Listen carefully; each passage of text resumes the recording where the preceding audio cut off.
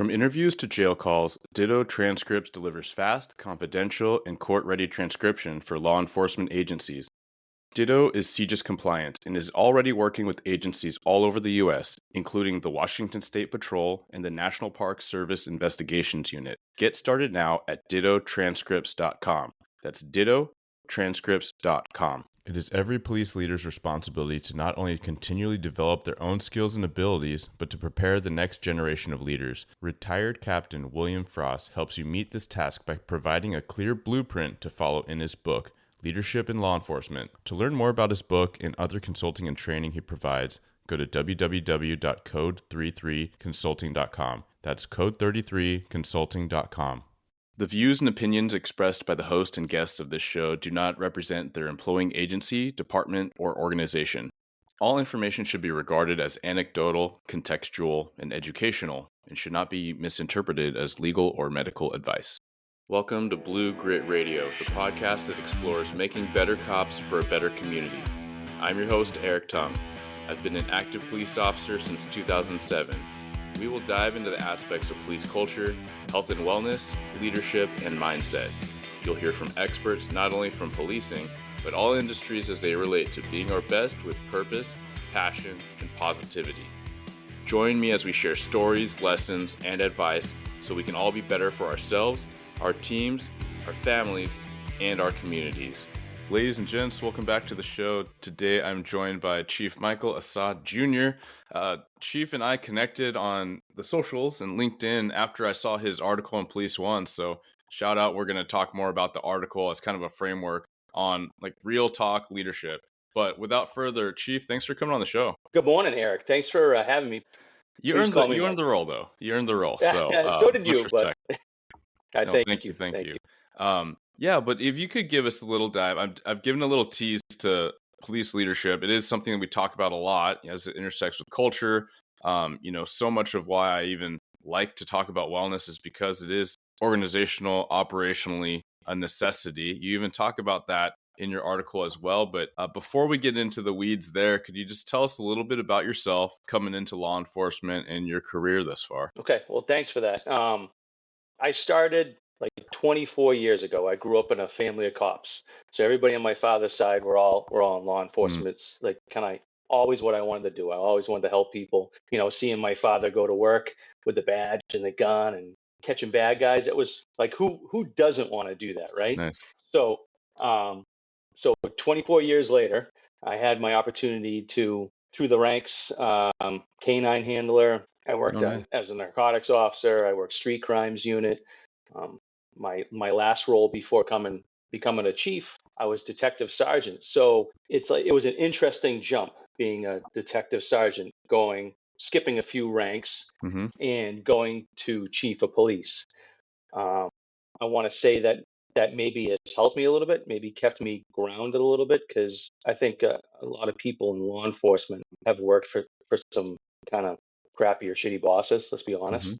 Yeah. And I always said if I had the opportunity to lead an agency, I wouldn't be that guy. I wasn't going to lose brain cells, which it seems like sometimes when you become chief of police, you lose brain cells and you're disconnected from your people and your team.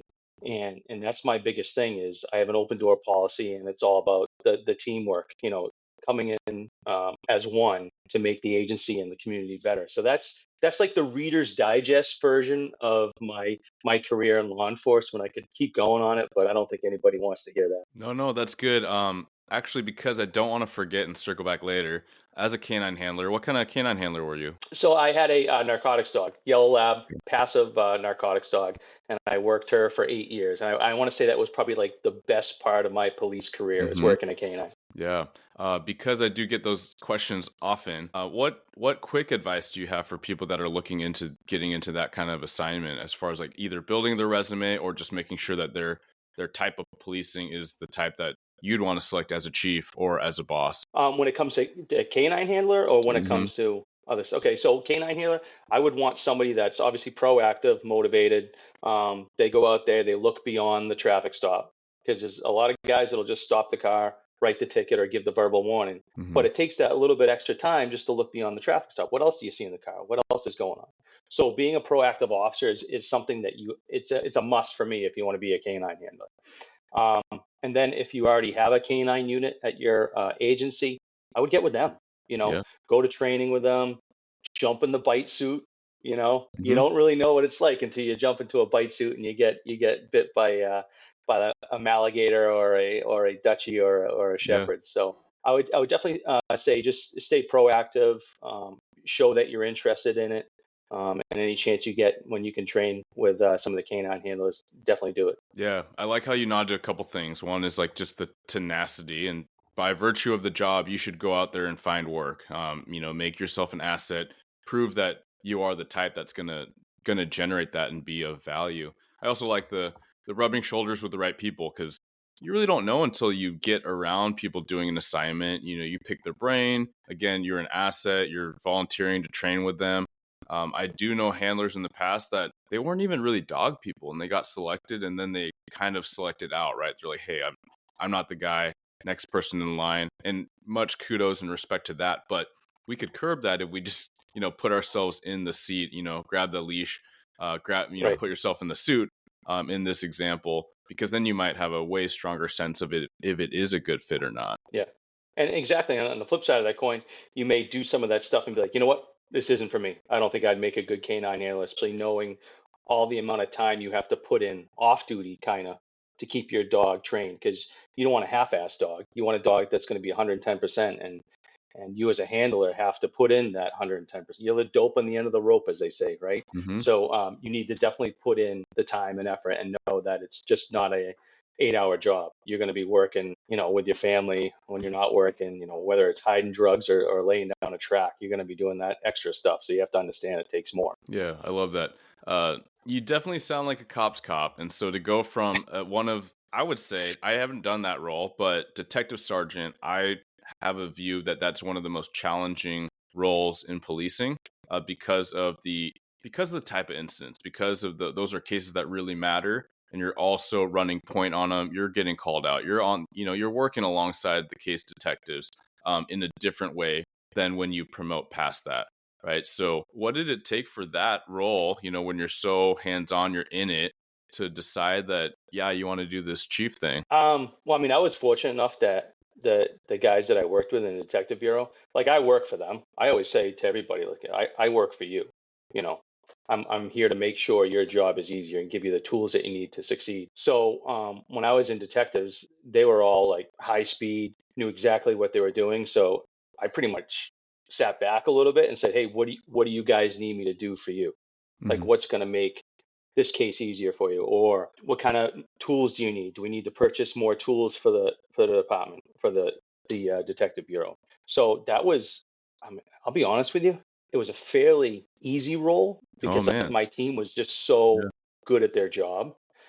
So from transitioning from a detective sergeant to chief, now I have, we're a small department. I'm not gonna lie to you. It's like I have 14 officers. Small town in Massachusetts. Small town. Some big issues that we have here and there, just like everywhere. But you now transition from a detective sergeant where you're just worried on your bureau, your guys, right? And now you move on to I have a whole agency, different personalities. Not everybody is the same cop as I was, and that was my biggest thing that I had to understand. Not everybody may be a hard charger. They may excel in just motor vehicle stuff, or they may excel in community policing. Like we're big into community policing in our agency. So that's something very important to me. But I also need the people to know that community policing is a big part of policing, but we also have to enforce. So you got to have the balance, and that's knowing how to put your people in the right spots. Like you don't want to put somebody who's really good at motor vehicle and that's all they want to do into like a community policing, like a community engagement team role where they're going around and going to different events and having breakfast and Yeah.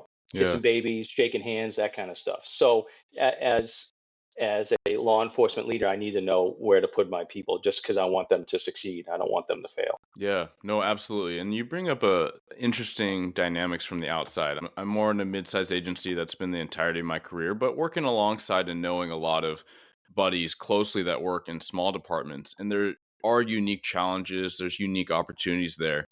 What are some of your takeaways from being chief? And can you remind us how long you've been chief at your department now? So it'll be a year. Oh, okay, perfect. It'll That's be a like the year that perfect I've amount of yeah. time for first impressions. Yeah, so it'll be a year that I've been chief.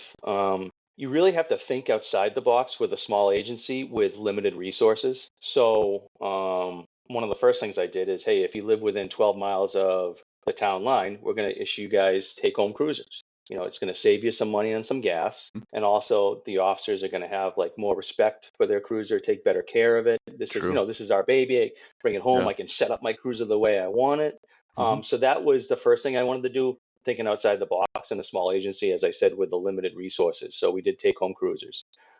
Um, I'm just trying to make with a small agency again. I'm trying to make other units. I made up a community engagement team. We all have polo shirts. We do like Hawaiian shirt Friday. All the guys have like a Hawaiian shirt with their badge and their name on it. So I'm just thinking outside the box to keep it fun, keep the officers engaged, making sure that they want to go to work, because I know there was plenty of times where I worked, and I was like, oh, this supervisor's here today. Shit, I don't want to be here. Or Mm, one of the bosses show up and you're like, oh, there goes my day. Or you show up to work and they're already there, and that just ruins your day. And you haven't even started your day knowing that a certain yeah. supervisor's there. So I don't want my agency to be like that. Yeah. And Those that's are why good I kind of, points. yeah, I implemented a comment box too, and we could talk about that later. If you Yeah. want. Yeah. I'll make a note to circle back on that because that is a piece I want to hit. But with the take home cars, right? In my neighborhood, it's becoming more prevalent, but as you outline in your article, it's not common out there, right? So for people on the West Coast that might be here, or Washington, at least where I am, to hear, oh, 12 miles. I mean, also recognize like we commute quite a ways around here, but you're in Massachusetts where it's small town, and it sounds like what you have is maybe ahead of the curve in the region you're in. Yeah, I mean, I'm trying to, as I said earlier, just thinking outside the box, especially for a small agency. We got to, come up with some new stuff to keep officers engaged. Just especially since I'm competing with other larger agencies around us that pay more, Yeah. and money talks. It does. I'm not going to lie to you. It does. If somebody can leave a small agency to go to a larger agency and make more money, I'm not going to fault them for it. Right. That's why I'm trying to make it as difficult as possible for officers to leave, just by providing them um, a great place to go to work, Hmm. knowing that they're going to be backed by their bosses, and that they have the tools that they need to succeed. So Yeah. that's what I'm trying to do. Yeah. No, that's huge. And you even bring up this like, Hawaiian shirts, it's this notion of fun. And that is a huge reason why so many of us got into this job, right? We wanted to serve, we wanted to protect, we wanted to do the hard thing, we wanted to challenge, but we also wanted to have fun. Like a lot of people were like, man, Absolutely. to take like dangerous people and put them in jail, or to drive fast, shoot guns, get paid to it, get paid to train, like all these things, whatever thing that drew you in, there was this aspect of like extreme reward and satisfaction and fun. And fun is often lost, I think, in all the drama, the politics, and I mean, you even kind of gave a nod to it as far as like scrutiny and things like that. But what is the thing that kind of helps you keep that in your compass as far as like driving the culture towards this? Hey, like this should be a good place to work. You should want to enjoy being here. That's a great question. I would say, like, I'm a family man. My wife's a school teacher. I got two teenagers. So my wife definitely does keep me grounded, and she's like, the driving force. I would say probably the driving force behind most law enforcement officers is their partner. Hmm. Um, so I'm very fortunate to have a very supportive wife who's kind of keeping me grounded and saying, hey, listen, you always wanted to be that person. If you ever had the chance to become chief, you always wanted to not be that guy that you maybe worked for in the past. You wanted to have an open door policy.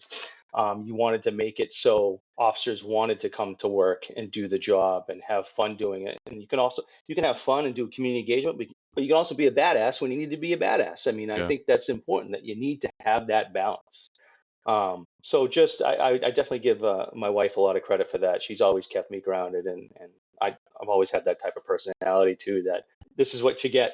So, Yeah. and that's why I have an open door policy. So if there's any problems, you just Come and sit Yeah. down and talk to me, and we'll figure this problem out. We'll figure it out together. Like I know that we all make mistakes. We're human beings. Officers are human beings. They're going to make mistakes.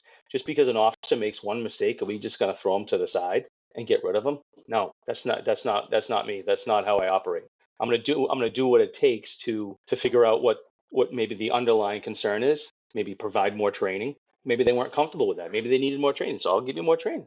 We're gonna fix it. I'm just not gonna throw you to the side and forget about you. That's Yeah. not gonna happen at my agency, and I think it happens at too many agencies, and it's bullshit. It definitely does. And, great shout out to the spouses, the partner support. I don't know where I'd be or where my head would be, as far as spinning around for work stress, whether it's operational, whether it's calls, or whether it's just organizational headaches, right? And you're talking about poor leadership, things like that everyone can resonate with. And so it's not just to point fingers, but we've all had a sergeant or a boss or an administrator that, right, wrong, indifferent, it was not effective, right? And we take notes, just like everyone's had or seen a bad instructor or a bad trainer, and then they sometimes become the best trainer because they're like, I'm never going to do that, right? I had that Right. field training officer, I'm never going to be that field training officer, right? And some people are like, man, I had this as a sergeant, and when they promote to sergeant, they're like, never, right? Never again.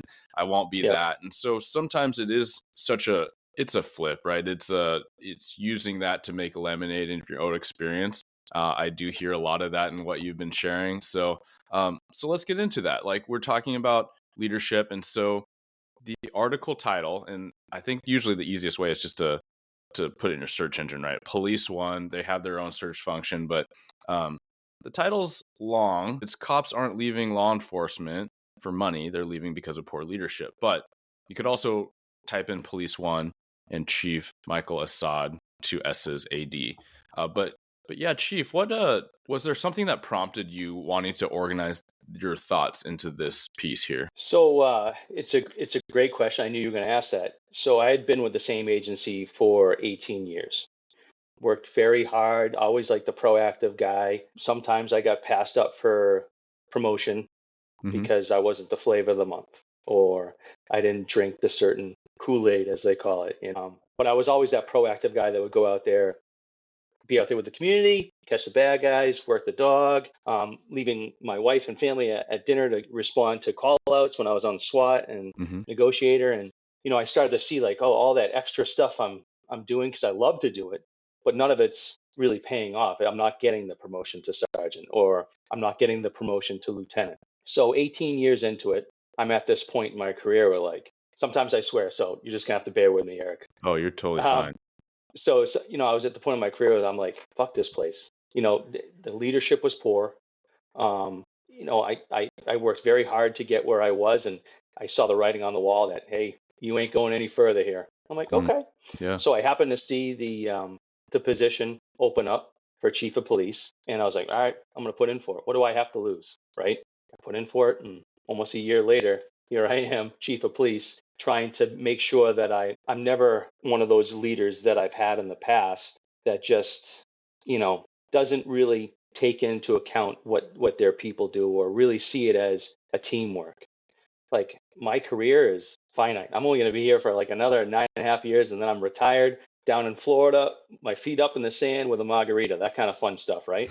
So, but my main concern now is building the people up that I work for so they can take my position, right? Yep. That's the only way we're going to continue getting proactive, common sense leadership, is if we try to build your people up, or build my team up that I work for.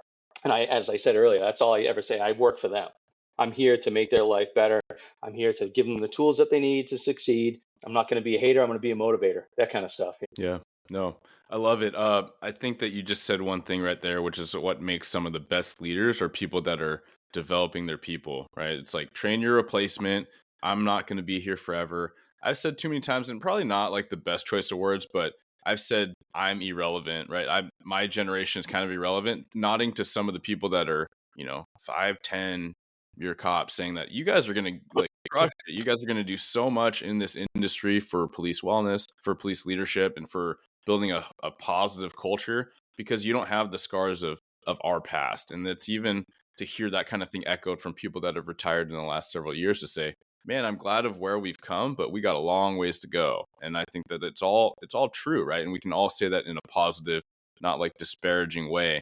Uh, but but also, I am curious because I think a lot of people will hear and they'll kind of recognize like you're a younger chief, and with that carries a lot of risk, right? And it is one thing to recognize the climate. You're like, hey, I hit a ceiling, and um, I'm not on brand, I suppose, here where I'm promotable and opportunities, and you see this other opportunity. But I wonder how many people, and I would venture to say a lot of people hear a lot of risk in that, right?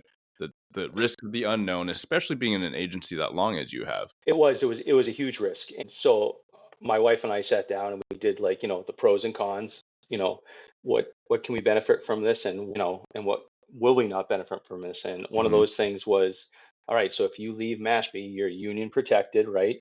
Right. You've been there 18 years. Now you're going to take a chief's role and it's a 3-year contract. So if they don't like you after 3 years and they want to say goodbye, then it's goodbye. And then I'm Mm. scrambling to find another job. So that was Yeah. a big step. But I was like, you know what? Life's too short.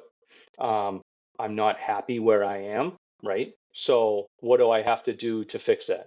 To fix that would be to go for this position, and if I got offered the job, to take it. As I Hmm. said, life's too short. I don't want to sit for another 10 years at an agency that I'm miserable at, thinking about, you know what, man, if I just taken that, I would have had my opportunity to build a team that I wanted, and build up an agency to make it like the best agency around. And that's what I'm trying to do right now. Yeah. And trying to I stay, love that. yeah, yep, Yeah, I love that, and I think that there's so much that people at different tenures, I suppose, or amount of experience can learn from that. Like I know people that left a lot of seniority to go to an agency that paid less, right? Because exactly what you're talking about, as far as like lacking that support. It's not all about money. So for the line cop or the line detective, right? You can recognize life is too short to be miserable, right? We worked really absolutely, hard to get into this job, to get hired, to jump through all the hoops. We know how selective it is and should be. And then you deal with all this stress. You deal with danger. So you could do it here, you could do it there. Like, may as well do it where you are valued. So you come home invigorated, not just complaining, rightfully so, maybe, right, about work, because right. I think a lot of people can recognize maybe a certain phase in their career or a buddy that goes through that where they get home, they just complain, and what's their spouse and kids to think? Like, you've been gone for 10, 15 hours. You don't even seem to like this thing you're doing. Um, Right, right. because the pension, the golden handcuffs, all that. Yeah, and that's not the culture I want at my agency. I want guys to come to work, guys and gals, and just be like, "Oh, this is great. What are we going to do today? You know, like what can we do as a team today?" And then go home to their spouses and be like, "Oh, it was a great day at work." Like we have to worry about like the unknowns on the street. I don't want my people and my team to worry about what's going on inside the agency. Nobody should Mm. ever have to worry. I mean, it is what it is at most agencies. Everybody is waiting for the knife to get stuck in their back, right? When it comes to definitely like promotion season and all that kind of stuff, everybody starts playing those games. Um, so I want to just make it like a culture at our agency that people want to come to work, they want to do the police job, and then they want to go home and tell their spouse, significant other, oh, this is what we did today. It was fun. This is something I never expected that I'd be able to do in law enforcement. That kind of stuff. So that's what I'm trying to build. We all come into like little speed bumps or detours that we need to adapt and overcome, but that's just the role of policing. It's forever changing, and you need to adapt or else you're going to get left behind like a dinosaur. Like a lot of the other chiefs I see at meetings and stuff like that, who have been chiefs for many years, and they're older. Some of them, it's like, hey, it's time to move on, man. Mm. Like go enjoy your retirement. Some of these guys like want to get the extra. No, I'm going to get the governor to sign so I can do an extra 3 years or extra 5 years. Why, man? You Wow. just build your people up. Let them take over your spot. You go enjoy yourself, because Yeah. we all have seen the rates for law enforcement. We die at a younger age. It sucks. It Hmm. is what it is. But I don't want to die in my uniform. You Yeah. know, as I said, I want to like maybe not wake up where there's palm trees and beach outside my window. That would be the best way to do it. Sure. Yeah, absolutely. Relatively recent, let me say, I don't know exactly when this will air, but let's put it this way. An episode, I believe it was in May, that aired. It's pretty close there, but with Chief Hodges from Bloomington, Minnesota, right? So close to Minneapolis, but he's a younger chief, right? So he speaks to, yeah, there's a lot of old chiefs that are kind of like, hey, like time to move on because they're not investing, they're not highly engaged, they're just taking up a seat. And then at some point, if you're not innovating, if you're not thinking outside the box, because the world is moving faster than ever, right? Technology, we got to keep up. We got to be able to adapt and police in this evolving, rapidly changing world. So just by that virtue, like it's absolutely necessary. But I kind of want to go back to, like I said, I kind of wanted to reference the article a couple times, not strictly, but just to nod to some of these big themes you bring up. You've already talked about the lack of support and right, like building this culture where people feel supported. But I also like how in that section you talk about direction and guidance.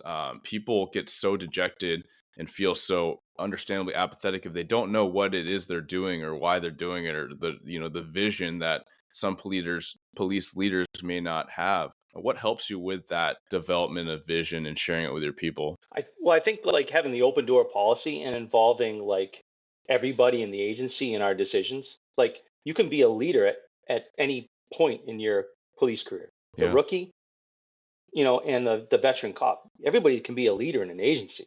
Um, and that's important for a chief of police to understand that and take everybody's opinions into account. Just like a lot of new officers now.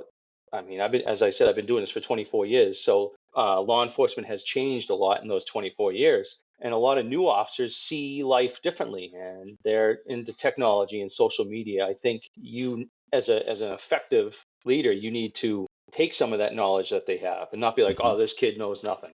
Or, oh, yeah, they're just in their phone all the time. Well, take some of that knowledge, because everything, a lot of technology crimes now, cyber crimes, use that knowledge from these younger officers to benefit the agency and benefit your community. So I think, involving um, all your people and a majority, if not all, decisions made in an agency I think it's paramount, especially to keep moving forward. And then there's no real disconnect between the chief and supervisors and patrol. We don't want the telephone game where one thing is said and by the time it comes around, it's totally different when with the original message. So I Yeah. think that's why it's important to keep open lines of communication.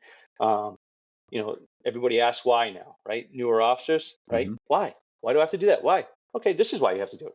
I mean, old school people are like, I don't have to tell them why because I said so. Okay, yeah. There's a certain time and a place for that. You have an active shooter, you have an active innocent. I need you to go here right now for that. Boom, Mhm. done, over. But how often do we run into those incidents? Hopefully not that much, right? So if you have time to explain to a younger officer, like, hey, listen, we're doing this because of XYZ. I think that's important. And that will give them a little bit of teeth in the game too. Like, oh, okay, well, the chief of my sergeant said this is why we're doing it, and I need to stand over here and make sure nobody comes into a crime scene and take their names down because this is a very important role for me to do. And when it comes down to a criminal case down the road, it's going to be very important that I kept a detailed log of who came in and what time. So I think all that stuff's important. Yeah. Yeah, that's really well said. And maybe that's the perfect time to bring up the comment box. And I think for a lot of people, regardless of rank, if you hear like, okay, comment box, man, like, are you ready for the floodgates to open? Is it jokes? Is it inappropriate comments? Is it just blasting, like whining with no solutions? Do you have any experience that you care to share, or is that all okay? And why is that? If you get that. So I think it's all okay because I've gotten all of that in the Mm-hmm. comment box. I've had some satire, I've had some whining, but I've also had some amazing ideas that I just didn't think about because like I'm like one of these guys, oh squirrel. So I'm moving on to something Mm, different. So it's nice to have um my people be able to tell me, hey chief, can we look at this? Yeah, absolutely. So I look at the card every morning I come into work.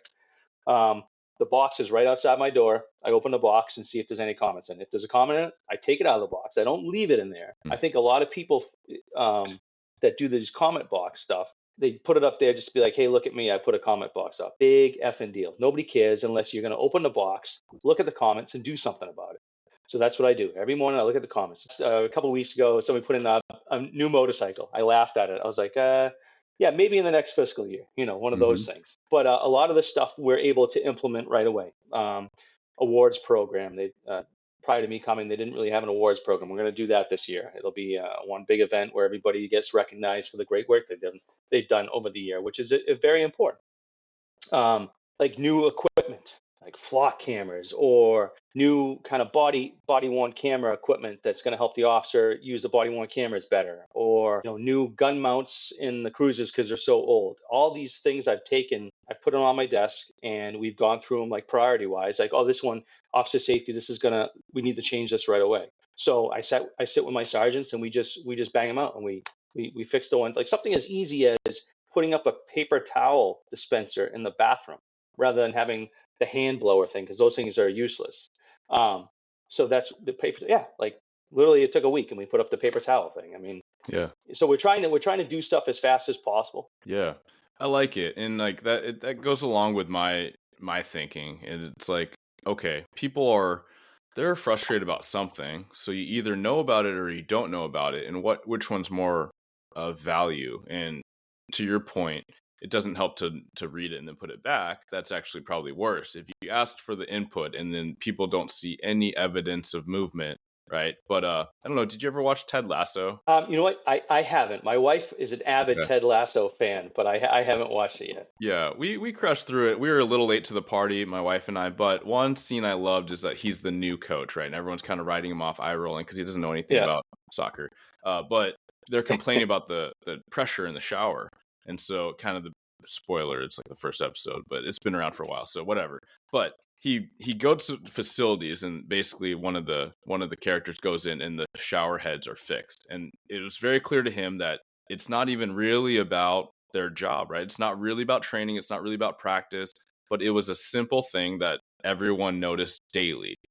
So I love that, right? You talked about the paper towel dispenser. Yes, like you could have the eco-friendly like air blower. The strong ones are fine, but the weak ones, yeah, you're kind of just sitting there. You end up needing paper towels anyway, and then now you're wasting electricity and paper. So, and then you're wiping on your pants, and it was really not of value. So, no, I love it. Sometimes it is the simple things, and I think it's also worth seeing and recognizing that we've all been the officer that had like a pretty good idea, and you talk to your buddy, you're like, okay, it's not just me, it's a pretty good idea, and you go to the sarge, and the sarge's like, nah. And we know sometimes the sarge might know something we don't, but we also know that sometimes it's work to move an idea, right? The sarge has to take on some ownership, take on some amount of work, maybe a little bit of research, even if you provide all the things to write it up or go to their boss. And they might not want to do that for a mix of reasons. And so the comment box is a very simple thing, right? But it's essentially this low hanging fruit to let people have a voice in, where it doesn't have to be an email with my name, or well, I had to leverage and get my boss to buy in just to ask a simple question or a simple idea. No, it's perfect. And along the same lines of the comment box, I put out, before I left for work, I put out a evaluation on me. So we evaluate all our employees, right, every year. Yeah. How are they doing? What can they work on? I was like, who's evaluating me? Yeah. I go, and who are the best people that can evaluate me? Is my team. So I printed out an evaluation for the chief of police, and I put it in every officer's box. And I said, either you can fold it up and put it in the comment box if you don't want to put your name on it, you don't have to put your name on it, or you just stick it in my mailbox, whatever way you want to do it. But I think it's important to know what I'm doing right and what I can work on. I wouldn't say doing wrong, because I would, like all my officers, they're not doing anything wrong. It's just stuff that they can work on. Let's put it like that, rather than saying what they're doing wrong. Yeah. So on that eval sheet, I said, all right, tell me what I'm exceeding on, and then tell me what I need to work on. And I think it's important. I mean, I think every chief should do that every year. It keeps you grounded. And sometimes it may be hurtful, and you may not like the answers you get, but that's the only way you're going to grow. And if you're trying to grow your people, you have to grow also. So yeah, no, it's very vulnerable, right, to offer that back. But it is truly the only way that you're gonna get that hard news sometimes. Do you have anything that you could share as far as, like, it doesn't have to be specific, but reading feedback and being like, man, I see it from an officer perspective, but part of this is like what I have to do. Anything like that where it's like you're trying to be objective, but you're also trying to mind where it's coming from. And maybe it even means like finding somewhere in the middle. Man, that's a good question. I would say like I'm trying to every time somebody gets out of the car and interacts with the public, I want them to pull a call number and document that they're community policing or Mm, document they're doing like High Five Friday. That's a big thing for me at the school when the schools are in session. I want officers there on Friday to do high fives. That's just one thing I it needs to happen. Let's yeah. put it that way. Yeah. Unless something's happening and there's too many calls for service, I want people there giving Yeah. kids high fives because It's I your think thing. it's Yeah. Yeah. extremely important. That's fair. Um, maybe a couple officers didn't buy into it right away. Like, well, this is usually the time I get coffee. You're gonna have to change your coffee schedule now. I don't know, maybe get coffee a little bit earlier or get coffee after. This is one thing I want, and this is what I want to have happen. Hmm. So, um, and plus, as running an agency, call volume, I need to bring that forth to my bosses, which is the town administrator and select board, justifying why I need more money for more officers. So I want, the call volume to be up, and sometimes, calling off a call every time you get out of the car, interacting with people, that's gonna help in the long run. And I have to like kind of explain that to some officers that like, oh, every time I get out of the car, I gotta call off on the radio. Yeah, and plus it at least lets your brothers and sister officers know that, oh, you're in this area. Yeah. So heaven forbid, something happens and you can't get on the radio. The last known place is this location where you got out of the car. So it Hmm. it gives us a head start on trying to help you if something if the shit went down. You know what I'm saying? Yeah. Yeah. If that makes sense. I don't know if that answered your question. It does in a way, and where I'll take it is that I like what you just said as far as the example because I'm going to connect it back to something you said earlier, which is know your people and let the people succeed in their types of assignments. But as you talk about community policing, you're clearly big on it, and your agency is big on it. What I was thinking earlier in the conversation was like, man, sometimes the people that need community policing are the least likely. They're the ones that don't want to do it, which means they need it. And I was one of those cops, right? I was a canine officer and I was told I needed to go to schools.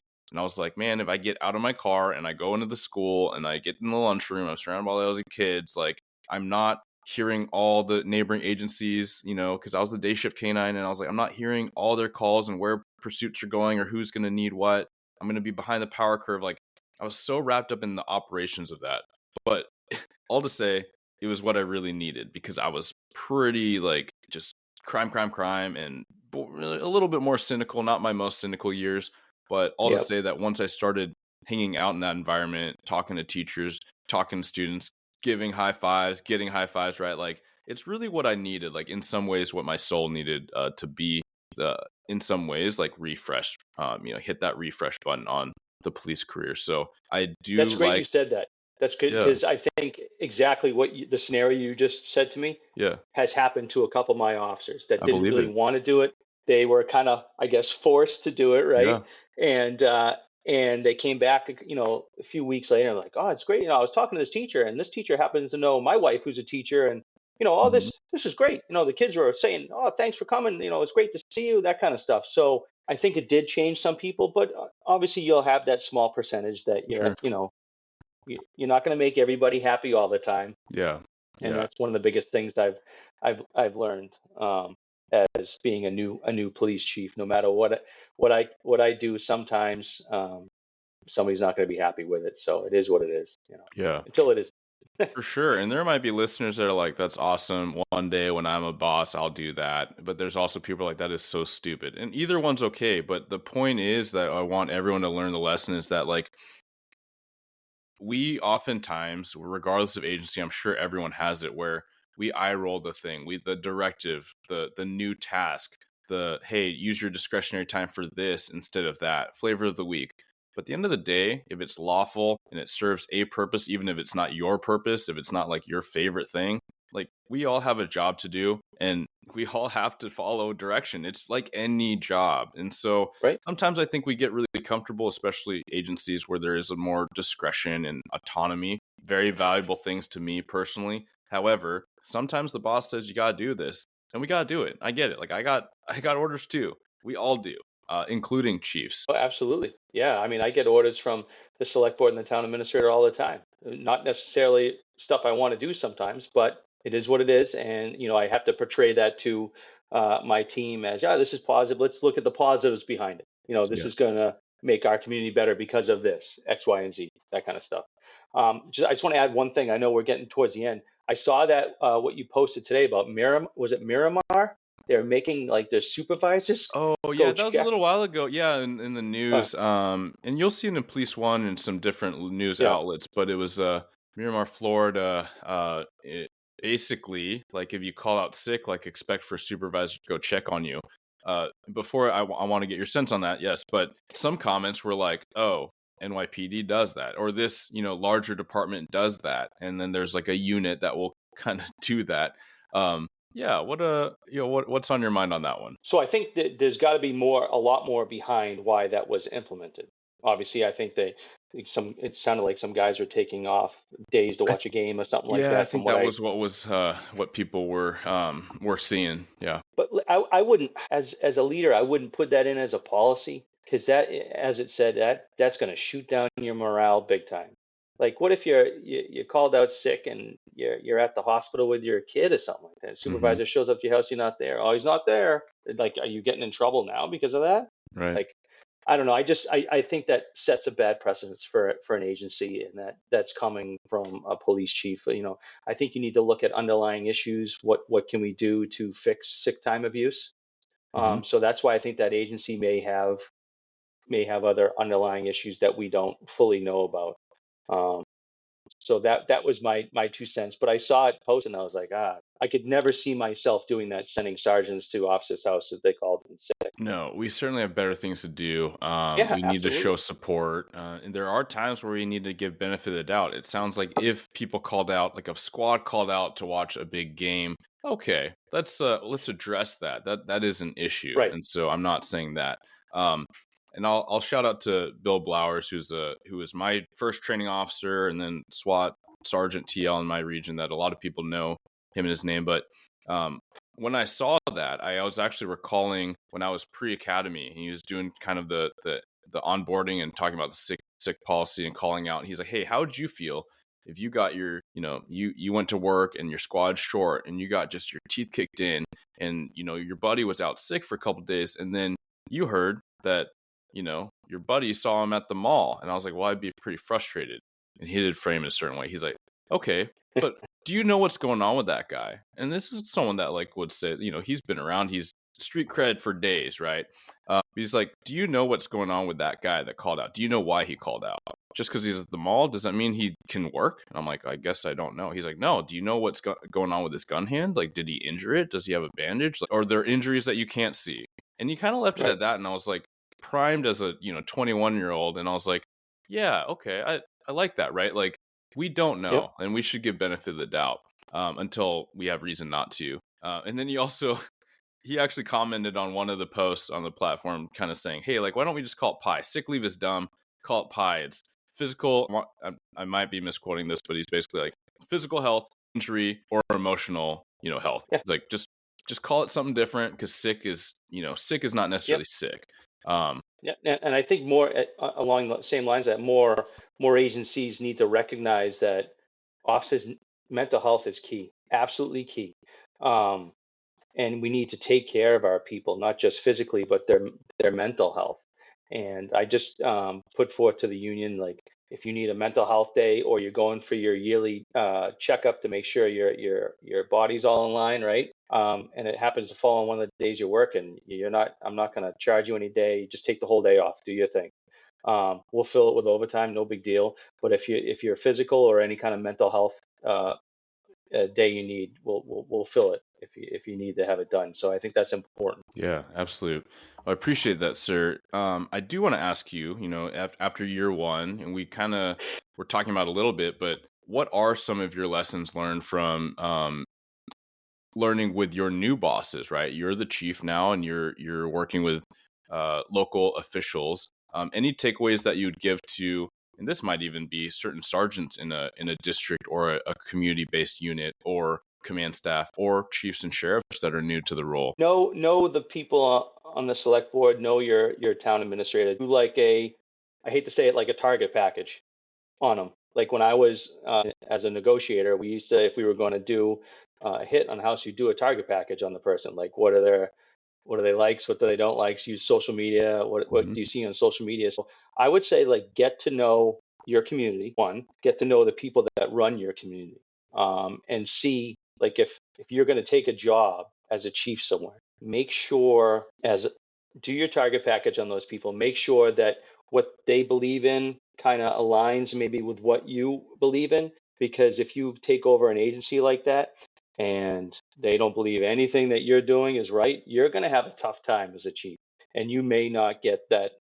second contract or third contract that you want. So make sure it's the right fit for you, the community. And I would say, law enforcement, if you're going in to be a police officer, make sure that community is like the right fit for you. Like every Yeah. time you go to an interview, you do your background on the town. If you're going to be a new cop, and this town, this says how many people, and this is what the town's known for. So I would say, throughout your career, know the people that you're dealing with. Try to do the background checks and the target packages on them, and figure out how they operate, and just be able to have a conversation with people too.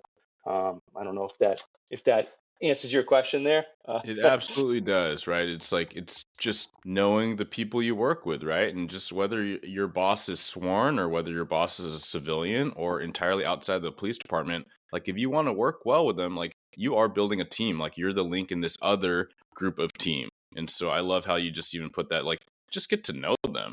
And Yep. then before you take the job, yeah, see if your values align. And because we've given that nod to, and you talk about in your article a lot, right? The political scrutiny or whatnot, and so and so many people have talked about so many different ways and felt it directly in the last few years. But if you don't know what they're about, then you're going to have a difficulty navigating that.